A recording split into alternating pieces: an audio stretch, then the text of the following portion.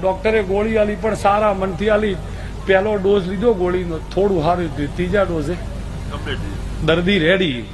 એટલે 3-4 દાડા જ્યાં એટલે જે તાવ ઉતરી ગયો ને એને એમ થયું કે આ ડોક્ટર સાહેબને મળવા તો જવું પડે. કોંજીભાઈ આ ડોક્ટરને મળવા આવ્યો, કસ્ટમર બેઠા હતા.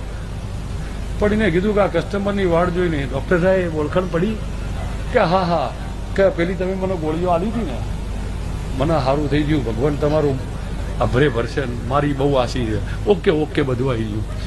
કે હવે જા ગરાગી છે. પાછો આવ્યો, સાહેબ તમે મને મફત ગોળી આલી, તમારું ભગવાન ભલું કરશે. પંચો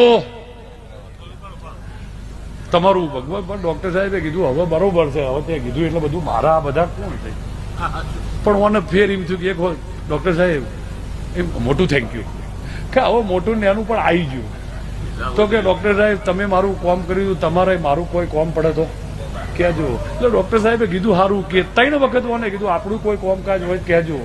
એટલે ડોક્ટર સાહેબ કીધું કે તું શું કામ કરે? કે ડોક્ટર સાહેબ હું મોહણીયમ નોકરી કરું છું, તમને કોઈ આ ના થાય ને તો લાકડું બચો કે મારી નોકરી મોહણીયમ છે, તમને આ ના થાય ને તો લાકડાની ચિંતા કરતા.